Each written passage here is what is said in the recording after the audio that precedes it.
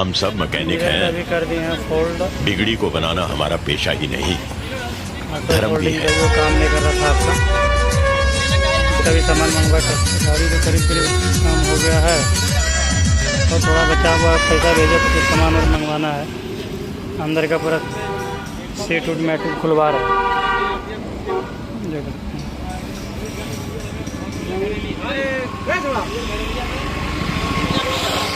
Payment कम से कम 20,000 रुपये और करवाइए, कलर वाला देना है।